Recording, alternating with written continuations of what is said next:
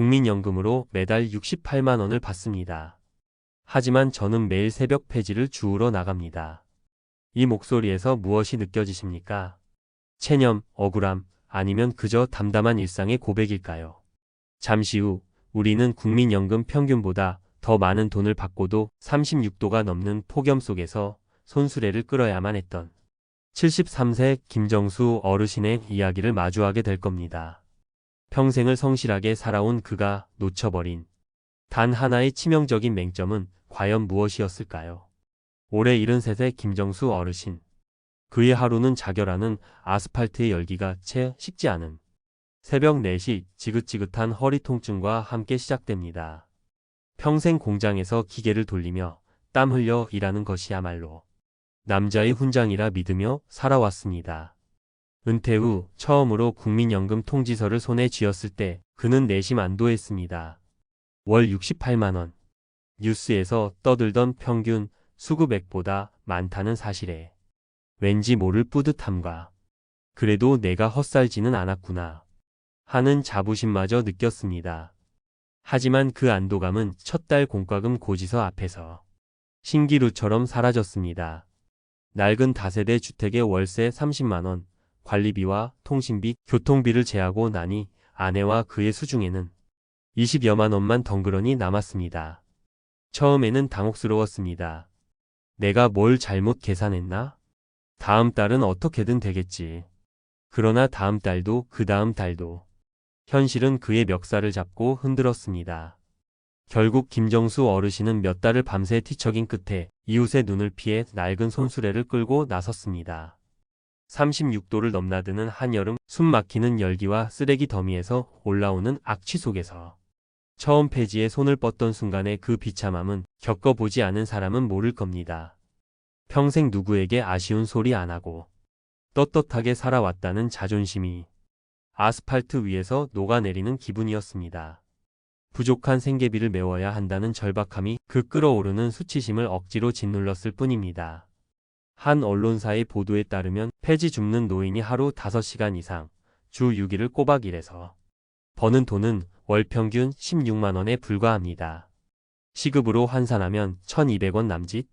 최저임금의 13% 수준입니다.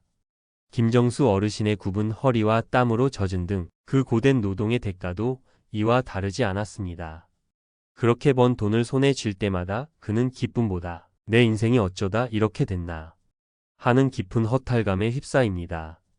여러분이라면 이 상황에서 어떤 선택을 하셨을 것 같나요? 우리는 여기서 첫 번째 냉혹한 현실과 마주하게 됩니다.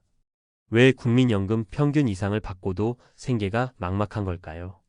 김정수 어르신이 느꼈던 것은 단순한 실망이 아니라 믿었던 제도에 대한 일종의 배신감이었습니다. 이는 국민연금 제도의 구조적 한계 때문입니다. 국민연금은 노후 생활 전체를 책임지는 만능 제도가 아니라 기본적인 생활을 보장하는 최후의 사회 안전망을 목표로 설계된 것입니다. 즉, 이것 하나만으로는 절대 충분할 수 없다는 뜻입니다. 실제로 관련 통계를 보면 국민연금 수령자 중 절반 가까이는 월 40만 원도 채 받지 못하고 있는 것이 현실입니다. 월 68만 원은 통계상으로는 상위 그룹일지 몰라도 가파르게 오르는 물가와 월세, 병원비라는 현실의 벽 앞에서는 속수무책일 수밖에 없는 구조입니다. 많은 분들이 그래도 퇴직금이 있지 않나? 생각하실 겁니다. 맞습니다. 김정수 어르신에게도 수천만 원의 퇴직금이 있었습니다. 그는 그 돈을 든든한 노후 방패라고 생각했습니다. 하지만 그 방패는 구멍이 너무나도 쉽게 뚫리는 허술한 방패였습니다. 3년 전 하나뿐인 아들이 결혼할 때 아버지로서 마지막 도리라는 생각에 전세 자금 일부를 보태주었습니다. 그때만 해도 그는 세상을 다 가진 듯 뿌듯했습니다. 하지만 곧이어 평생을 함께한 아내가 갑작스럽게 허리 디스크로 수술을 받게 되면서 남은 돈의 상당 부분이 병원비로 사라졌습니다. 자식에게 손 벌리기 싫어 악착같이 버텼지만 통장 잔고는 야속하게 바닥을 드러냈습니다. 돌이켜보면 후회스럽지만 그 순간에는 그것이 최선이라 믿었던 결정들이었습니다. 그 깊은 회한이 지금의 김정수 어르신을 더 고통스럽게 만듭니다. 자, 지금까지 우리는 막막한 현실과 후회로 가득 찬 한 은퇴자의 삶을 들여다봤습니다. 하지만 지금부터가 진짜 중요합니다.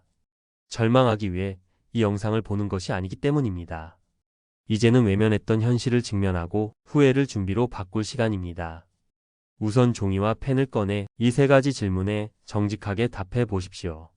첫째, 나의 예상 국민연금 수령액은 정확히 얼마입니까?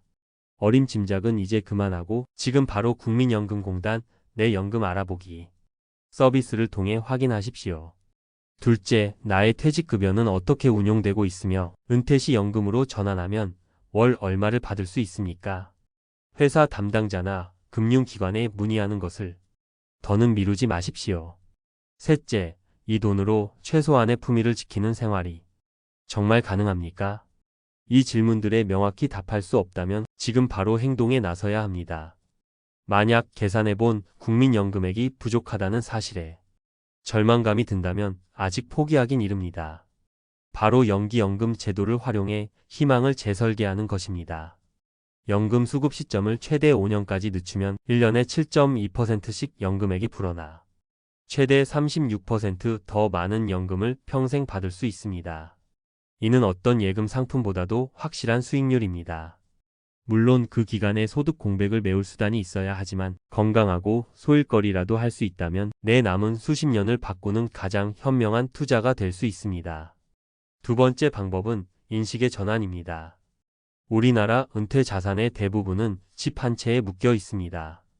이 집을 자식에게 물려줄 재산으로만 생각하면 나는 평생 가난하게 살아야 합니다. 이 집을 내가 살아 숨쉬는 동안 나의 품위를 지켜줄 평생 월급 통장으로 만들 수 있는 제도가 바로 주택연금입니다. 물론 집값 상승에 대한 기회를 포기해야 하고 자녀에게 상속할 재산이 줄어든다는 심리적 장벽이 있습니다. 하지만 온라인에서는 자식에게 손 벌리는 부모가 되느니 내 집으로 당당하게 사는 모습을 보여주는 게 진짜 상속이라는 의견이 큰 공감을 얻고 있습니다. 국민연금만으로는 부족한 현금 흐름을 채워줄 가장 현실적인 대안이자 나의 자존감을 지키는 방법입니다. 마지막으로 아직 은퇴까지 시간이 남은 50대라면 마지막 골든타임을 절대 놓쳐서는 안 됩니다. 바로 개인형 퇴직연금, IRP와 연금저축입니다. 이 제도들의 가장 큰 무기는 국가가 지원하는 세액 공제입니다. 많게는 16.5%의 세금을 돌려받으며 노후 자금을 쌓는 시작부터 수익을 내고 들어가는 투자입니다. 어렵고 복잡하다고 외면하기엔 국가가 주는 이 강력한 혜택이 너무나도 아깝습니다. 모든 희망이 사라진 것은 아닙니다. 정부 조사에 따르면 폐지 줍는 어르신 중 약 4,787명을 노인 일자리 사업에 연계했다고 합니다.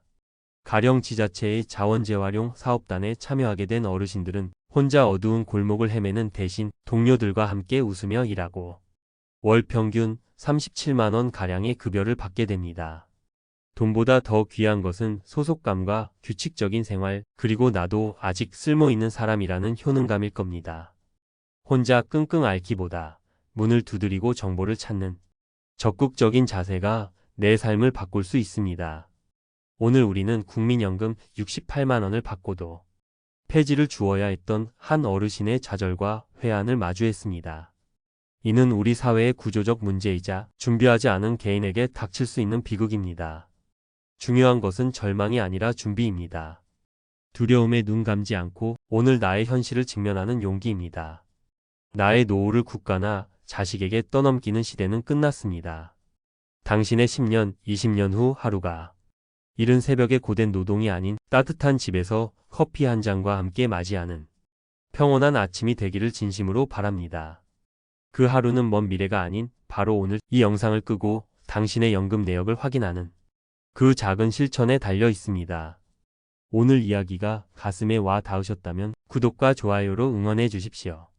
그리고 비슷한 고민을 하고 계신 분들이 있다면 댓글로 여러분의 소중한 생각과 경험을 나눠주시길 부탁드립니다. 우리가 함께 고민할 때 더 나은 길을 찾을 수 있을 겁니다. 감사합니다.